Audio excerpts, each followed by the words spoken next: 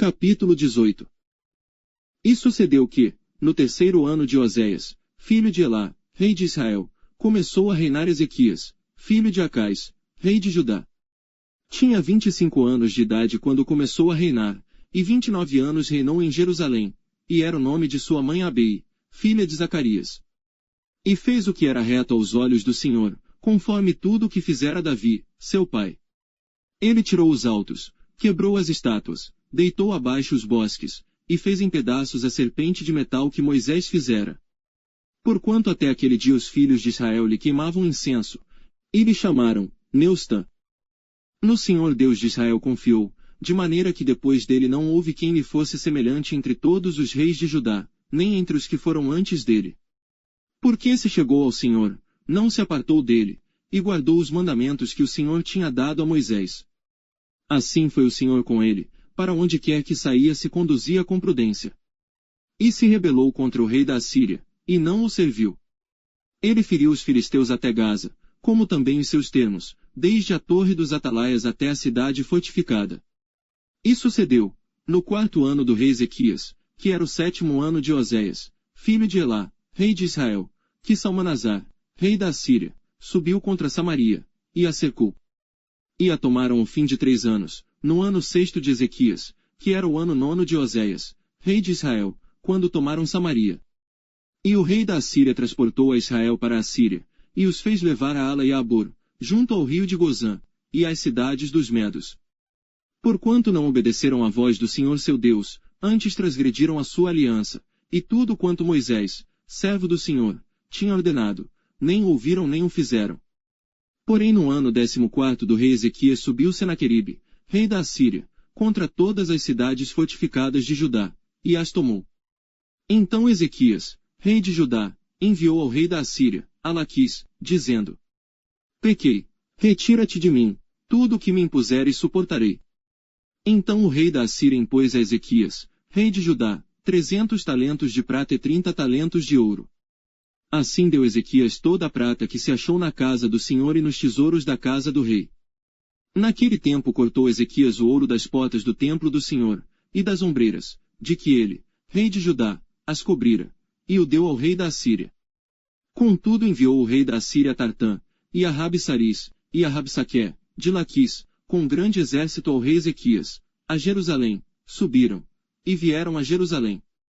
E, subindo e vindo eles, pararam ao pé do aqueduto da piscina superior, que está junto ao caminho do campo do lavandeiro. E chamaram o rei, e saíram a eles Eliaquim, filho de Ilquias, o mordomo, e Sebna, o escrivão, e Joá, filho de Asaf, o cronista. E Rabsaqué lhes disse: Ora, dizei a Ezequias: Assim diz o grande rei, o rei da Assíria. Que confiança é esta em que te estribas? Dizes tu, porém são palavras só de lábios. Há conselho e poder para a guerra. Em quem, pois, agora confias, que contra mim te rebelas? Eis que agora tu confias naquele bordão de cana quebrada, no Egito, no qual, se alguém se encostar, entrar-lhe-á pela mão e a furará, assim é Faraó, rei do Egito, para com todos os que nele confiam. Se porém me disserdes: No Senhor nosso Deus confiamos, porventura não é esse aquele cujos altos e cujos altares Ezequias tirou, dizendo a Judá e a Jerusalém: Perante este altar vos inclinareis em Jerusalém. Ora pois, dá agora reféns ao meu senhor, o rei da Assíria, e dar-te-ei 2000 cavalos, se tu puderes dar cavaleiros para eles. Como, pois, farias virar o rosto de um só capitão dos menores servos de meu senhor? Quando tu confias no Egito, por causa dos carros e cavaleiros. Agora, pois, subi eu porventura sem o Senhor contra este lugar, para o destruir.